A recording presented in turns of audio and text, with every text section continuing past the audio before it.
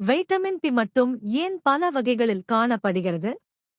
ஆரம்பத்தில் மனிதர்களுக்கு பெரிபெரி பெராய்ப்ரி நோயையும் பறவைகளுக்கு பல்நரம்பழற்சி பாலினியூரைட்டிஸ் நோயையும் தனது குறைபாட்டால் உண்டாக்கிய ஒரு சத்துப்பொருளே வைட்டமின் பி என்று அழைக்கப்பட்டது.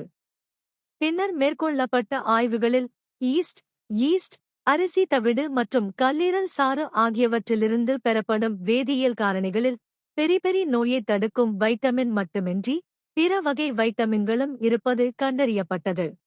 இவை அனைத்தும் ஒட்டுமொத்தமாக பிகாம்லக்ஸ் பி காம்ப்ளெக்ஸ் வைட்டமின்கள் என்று அழைக்கப்படுகின்றன. இந்த வைட்டமின்கள் வேதியியல் ரீதியாகவோ அல்லது உடலியல் ரீதியாகவோ ஒன்றுக்கொன்று தொடர்புடையவை அல்ல என்றாலும் சில பொதுவான பண்புகளைக் கொண்டிருப்பதால் அவை ஒரே குழுவாக கருதப்படுகின்றன. பொதுவான பண்புகள். இவை அனைத்தும் நீரில் கரையக்கூடியவை.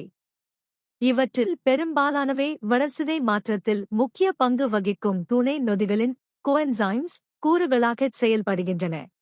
இவை கல்லீரல் ஈஸ்ட் போன்ற ஒரே மாதிரியான மூலங்களிலிருந்து பெறப்படுகின்றன. இவை குடல் பாக்டீரியாக்களால் ஒருங்கிணைக்கப்பட சிந்தசைஸ்ட் கூடியவை. வைட்டமின் பிகாம்லக்ஸ் வகைகள். தற்போதைய நிலவரப்படி வைட்டமின் பிகாம்லக்ஸ் தொகுப்பில் சுமார் 8 கூறுகள் இருப்பதாக அறியப்படுகிறது.